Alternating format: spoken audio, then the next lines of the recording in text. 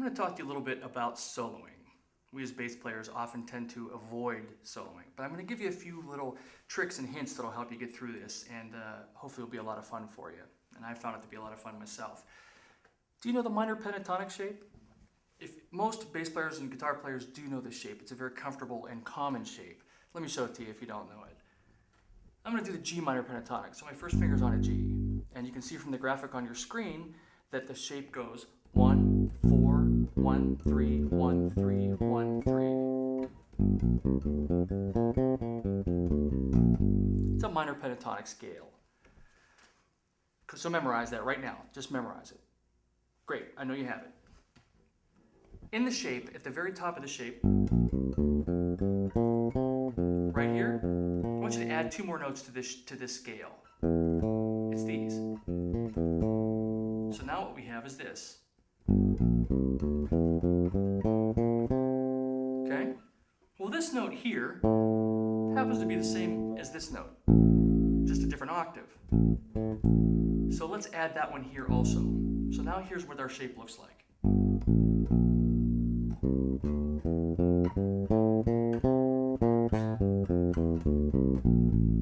Got it? Got it memorized? I don't care that you know or don't know that this happens to be Dorian mode.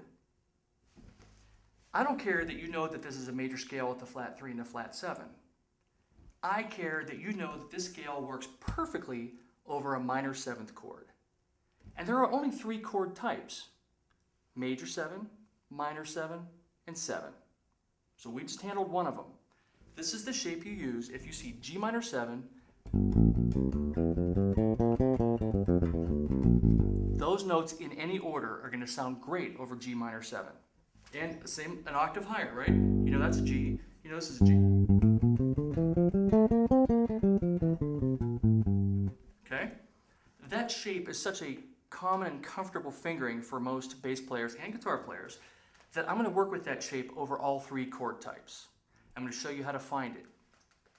And let's just use the basic shape. 1, 4, 1, 3, 1, 3, 1, 3. C major 7. What are the notes in C major 7? I'm going to tell you. C, E, G, B. And you can see from your graphic that those are those notes. If we added one more note to the C major 7, it would look, we would probably add the D on top.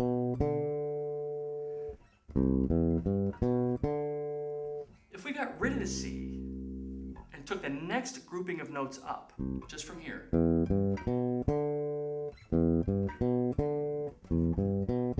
what chord is that? E minor. It's an E minor 7. So, a C major 7 contains an E minor 7, right? So you can use an E minor 7 or an E minor pentatonic shape over a C major 7 chord. And there's a relationship. So here's your root, right? So you go up those frets, right? 1, 2, 3, and then there's your scale. Those notes work perfectly over C major 7. Nice? So we've covered minor 7th and we've covered major 7th. Dominant 7, or just regular old 7th chord. Let's just make it a C7. So our notes in C7 are, you can see from your graphic, C, E, G, B flat. What if we added one more note on top? D. So we have C, E, G, B flat, D.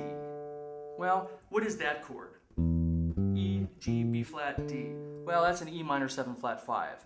That just made it harder, didn't it? Okay, let's go to the next one. Let's go from G.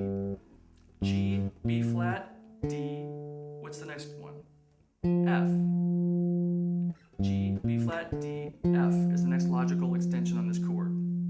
What do we have there? G, B flat, well, it's G minor or something.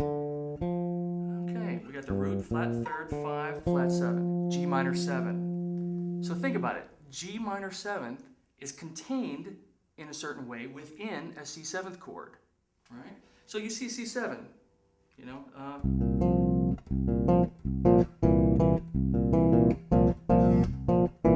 and you can play minor 7 shape up here.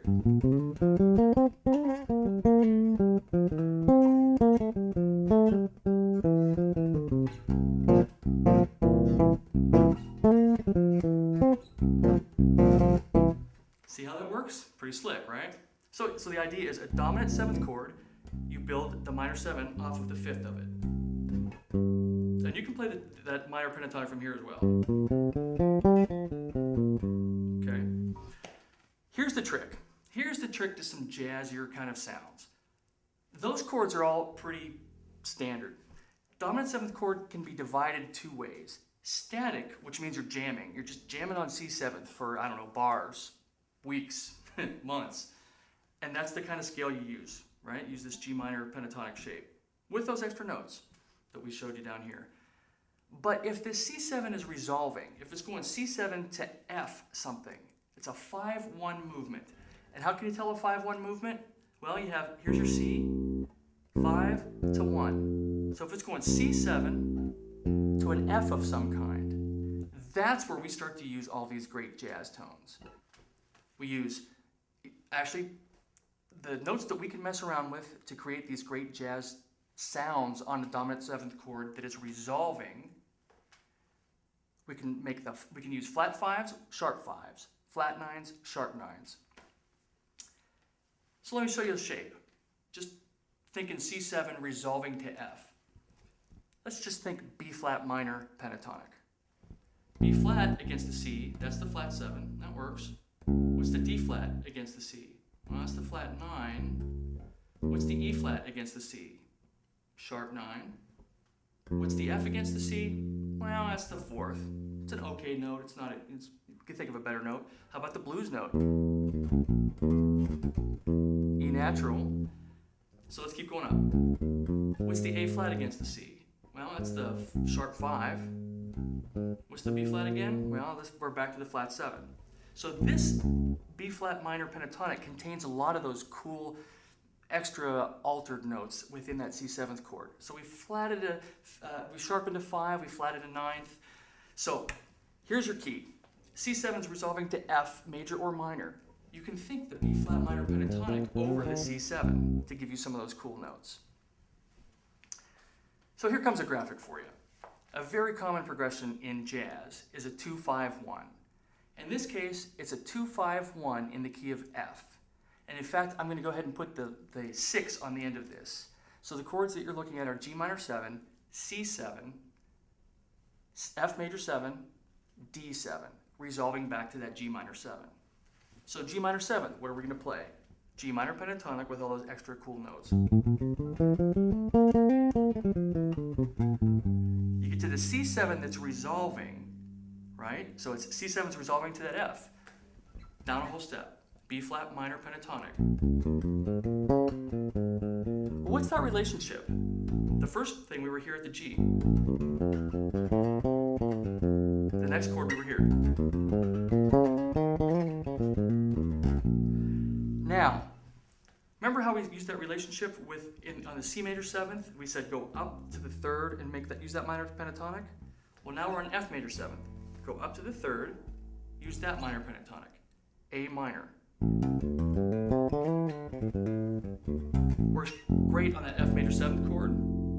So far we have G minor shape. Now B flat minor. A minor. Now D7 is resolving back to the G minor. So here's your D root, go down a whole step, C minor pentatonic. So here's your shapes that you're using to solo over these chords. Over the G minor, you're playing G minor pentatonic. Over the C7, which is resolving, playing B flat minor pentatonic. Over the F major 7th, you're playing A minor pentatonic. And over the D7, you're playing C minor pentatonic to give you all those cool notes to resolve back to the G minor. So notice your shape is here. You're going where the chord progression itself is going. So you're finding different ways to navigate your way through these types of chord progressions, all with this one shape. So as long as you know this shape inside and out, you just have to learn how to substitute it over all the chord types to make it work for you for all the great soloing lines in jazz.